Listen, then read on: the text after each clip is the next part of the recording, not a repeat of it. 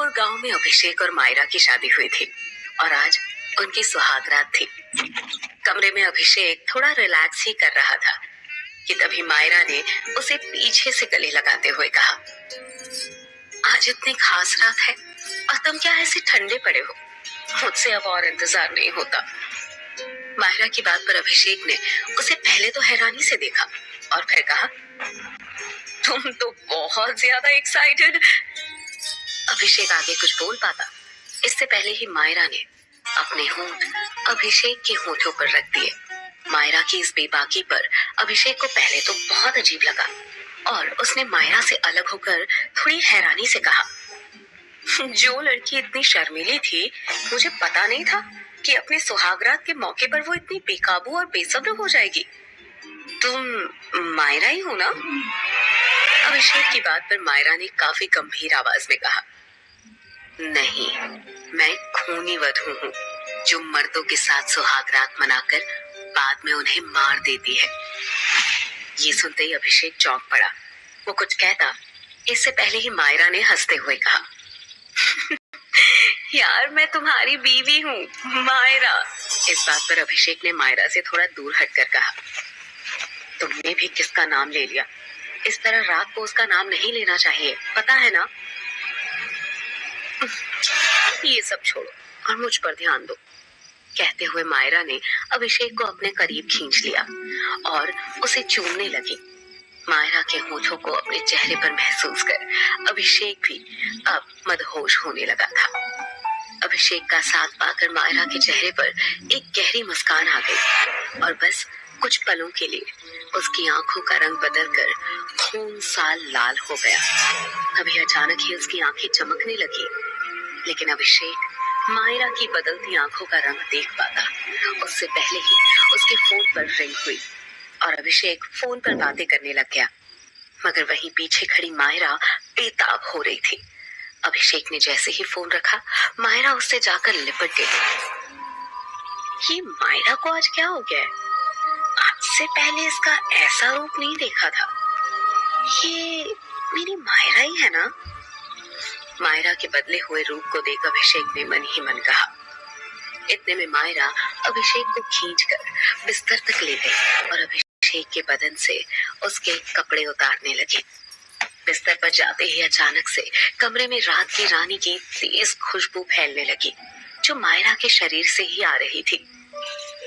अभिषेक ने मायरा को चूमते हुए कहा, क्या खुशबू है तुम्हारी मायरा, मैं तो पागल हो रहा हूँ इस रात की रानी की खुशबू से।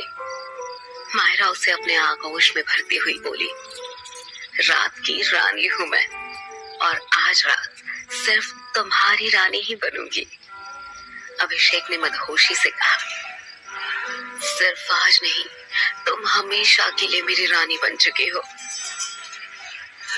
अभिषेक मायरा को अभी चूम ही रहा था कि तभी अचानक से मायरा की आंखें फिर से चमकी, जैसे कि उसकी आंखों में कोई बल्ब जला हो। मायरा की आंखों के इस अजीब से ग्लो को देखकर अभिषेक एकदम से रुक गया। क्या हुआ अभिषेक, रुक क्यों गए? मायरा ने एक अदा के साथ अभिषेक के चेहरे पर प्यार से हाथ फेरते हुए कहा, मायरा तुम ठीक तो हो? अभी तुम्हारी आंखों में कुछ हुआ था। अभिषेक की बात सुन मायरा ने मुस्कुराते हुए कहा, नहीं, कुछ भी तो नहीं, देखो मेरी आंखें तो बिल्कुल ठीक है। लेकिन अभिषेक मानने को तैयार नहीं था।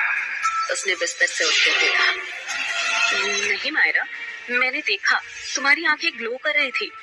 क्या हुआ तुम्हें? अभिषेक की आवाज एक अनजाने भय से कांप रही थी, लेकिन तभी मायरा ने अपने कोमल हाथों को अभिषेक के चेहरे पर फेरा और अभिषेक मानो सब कुछ भूल गया हो।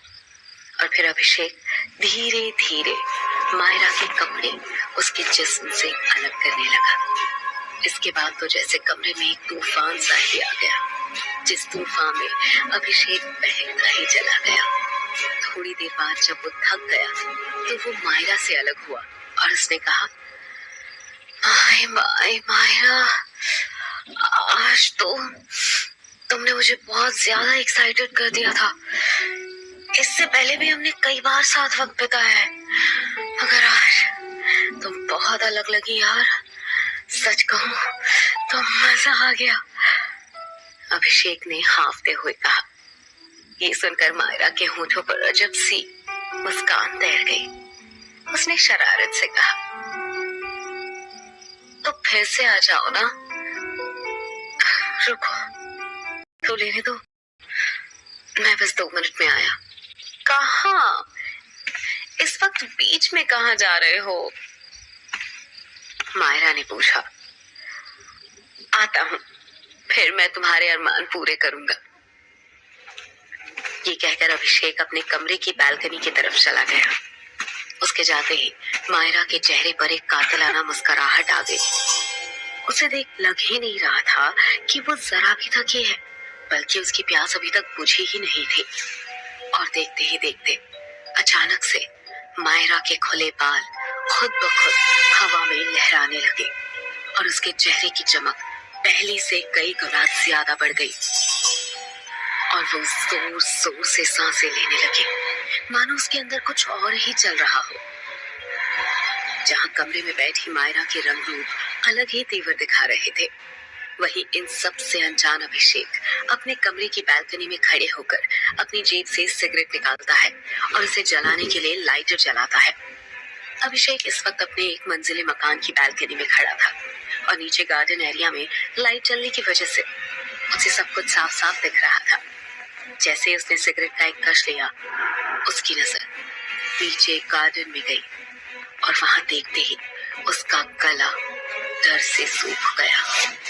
अभिषेक ने खुद से कहा, ओह गॉड, लाश लाश कहां से आई यहाँ? अभिषेक के सामने नीचे जमीन पर एक लड़की की बॉडी पड़ी थी जो दुल्हन के जोड़े में थी। उसने घबराते हुए जैसे ही और ध्यान से देखा तो उसकी आंखों को यकीन नहीं हुआ, क्योंकि वो लाश किसी और की नहीं बल्कि उसकी पत्नी मायरा की थी। उसने घबराते हुए धीरे से कहा, अंदर जो बैठी है वो अगर मायरा है तो फिर ये लड़की कौन है? और अगर ये मायरा है तो कमरे में कौन है? दो मायरा कैसे हो सकती है? और मायरा की जान किसने ली?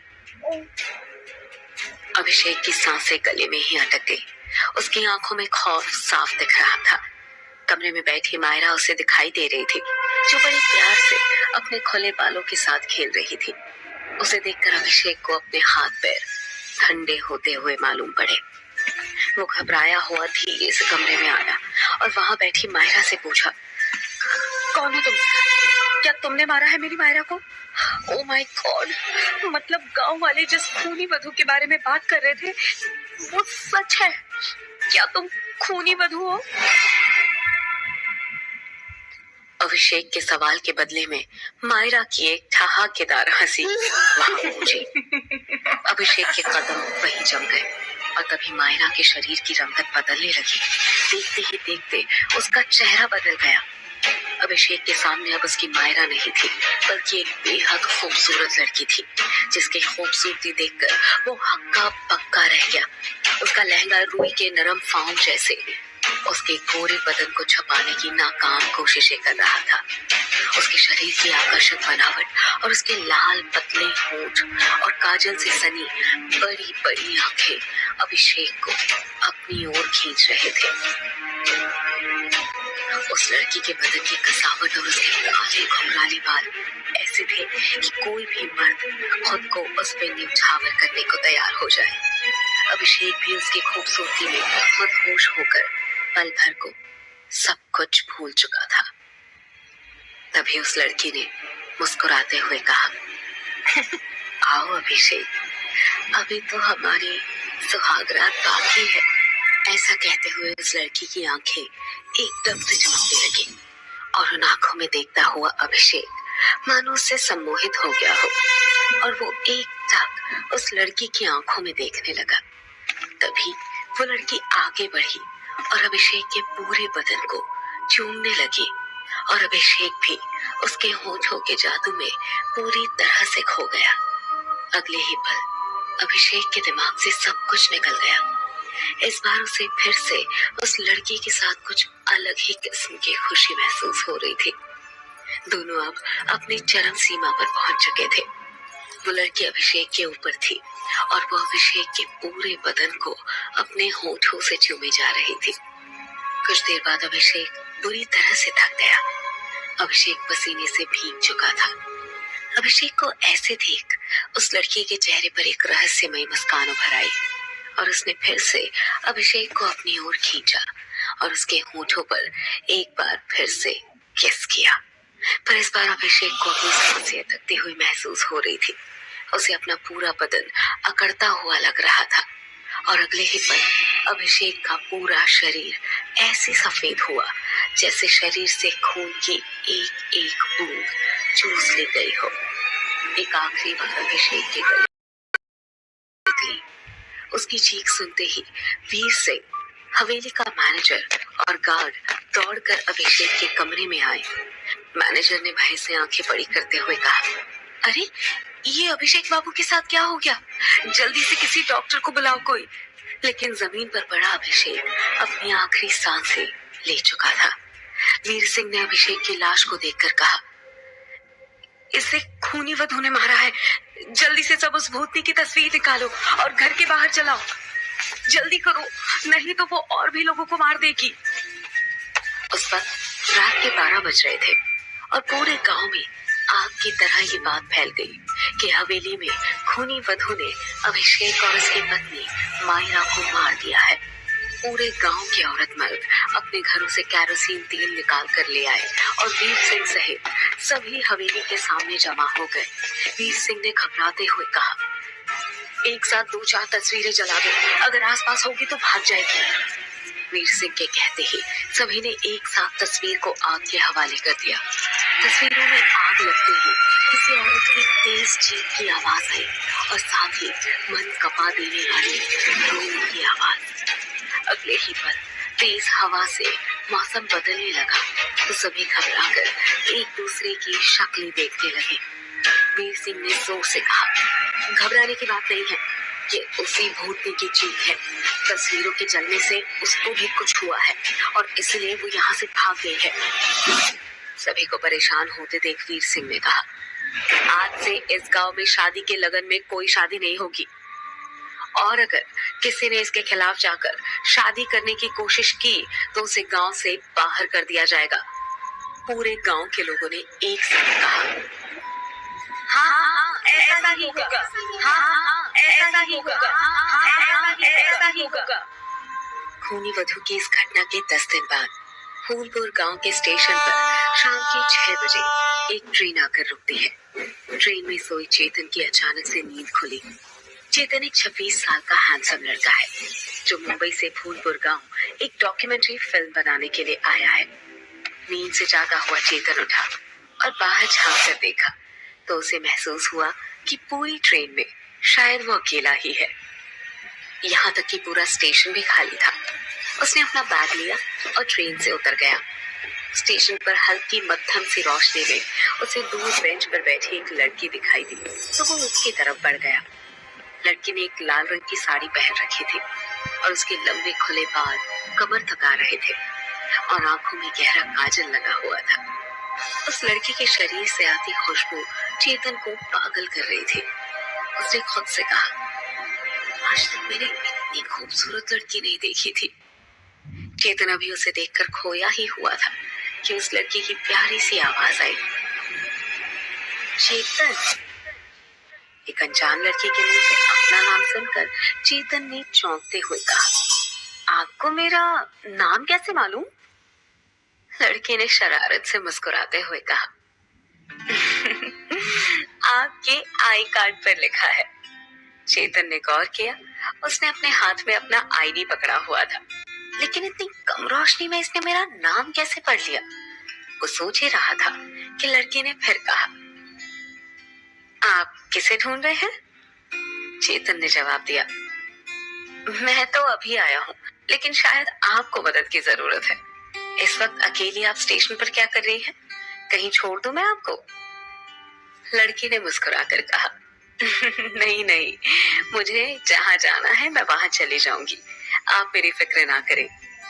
चेतन को उसकी बात पर हैरानी हुई। कैसे चली जाओगी? यहाँ कोई भी नहीं है, कहीं किसी मुसीबत में ना पड़ जाओ तुम। मैंने कहा ना मैं छोड़ देता हूँ। जवाब में वो लड़की हंस पड़ी और कहा, मुसीबत? और मेरे लिए? वैसे तुम्हारे आने से इस गांव के लोगों की मुसीबत जरूर दूर हो जाएगी। चेतन को उसकी बात समझ में नहीं आई तो उसने कहा, मैं कुछ समझा नहीं, मेरे आने से कौन सी मुसीबत दूर होगी? मैं तो यहाँ बस एक डॉक्यूमेंट्री फिल्म बनाने आया हूँ। लड़की ने जवाब दिया, उस समय आने पर पता चल जाएगा तुम्हें। उसकी बात पर चेतन ने बेपरवाही से अपने कंधे ऊपर किए और वहां से चला गया। उसके जाते ही उस लड़की के होठों पर एक रहस्यमयी मुस्कान उभर आई। इन सब से बेखबर चेतन प्लेटफॉर्म के बाहर आया तो उसे दूर दूर तक एक कुत्ता भी नजर नहीं आ रहा था। सन्नाटा इतना गहरा कि उसे अपनी सांसें भी सुनाई दे रही थी। वो कुछ देर वहीं खड़ा होकर इंतजार करने लगा। थोड़ी देर बाद चेतन को जब एक रिक्शा नजर आया तो उसकी जान में जान आई। वो दौड़कर रिक्शा वाले के पास गया और बैठते हुए कहा, चलो भाई, अजीब जगह है ये, एक परिंदा भी नजर नहीं आ रहा यहाँ तो। चेतन की बात सुन रिक्शे वाले ने कहा, भैया आपको एक सलाह दे रहे हैं, आइंदा सूरज ढलने के बाद ना कभी गांव में ऐसे मत निकलना। वो तो हम कुछ काम से आ गए थे इस तरफ, इसलिए आपको मिल गए, नहीं तो एक आदमी नहीं मिलता।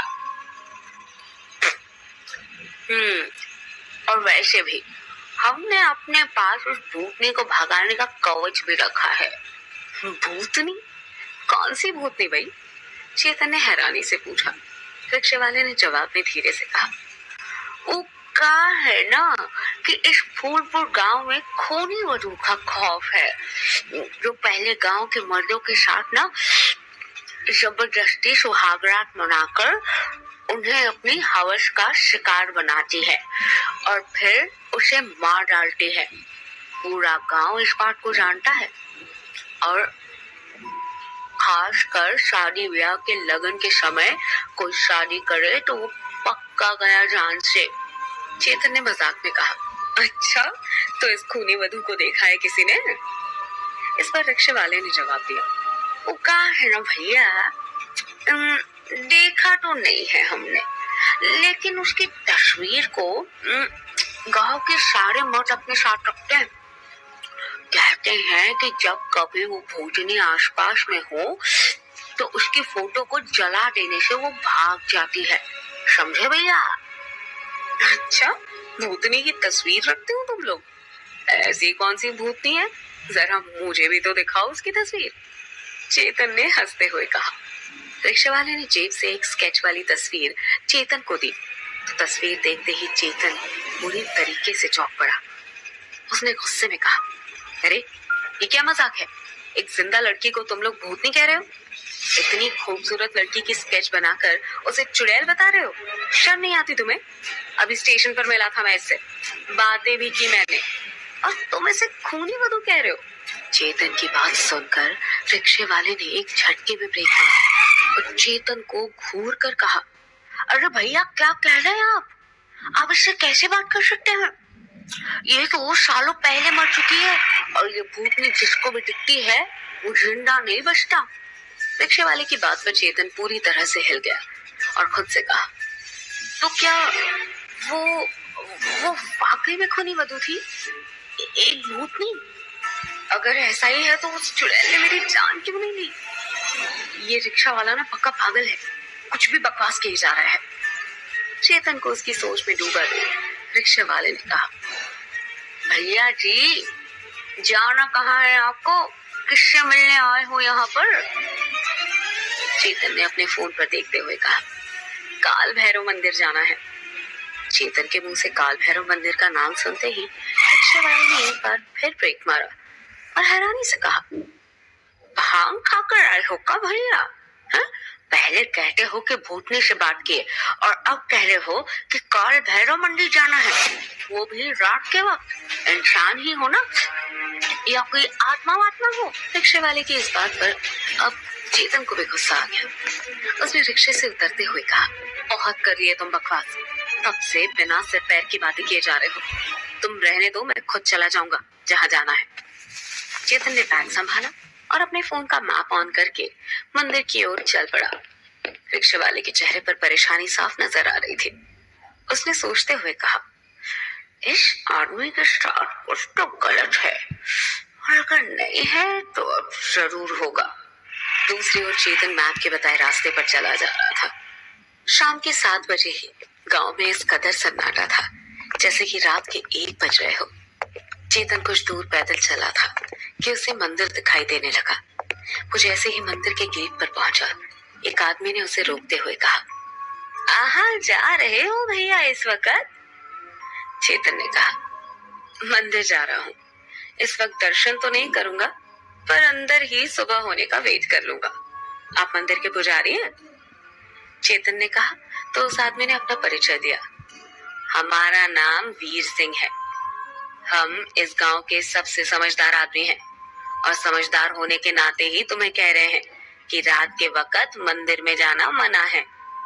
चेतन पहले से ही रिक्शे वाले की बात से परेशान हो चुका था, और अब इस वीर सिंह की बात पर उसने झल्लाते हुए कहा, यहाँ सब पागल है क्या? कोई कहता है रात में भूतनी घूमती है, रात में मत निकलो। तुम कह रहे हो रात में मंदिर मत जाओ। मतलब यहाँ चल क्या रहा है? चेतन की बात पर वीर सिंह ने इधर उधर देखते हुए कहा, बात तो 100% सच है। गांव में खूनी वधू की आत्मा घूमती है। हम तो अपने घर को जा रहे थे तो तुम मिल गए हमें, और रहा सवाल मंदिर का, तो इस मंदिर में रात के वक्त जो कोई भी अंदर गया है ना, वो जिंदा बाहर नहीं आया है। इसलिए मना कर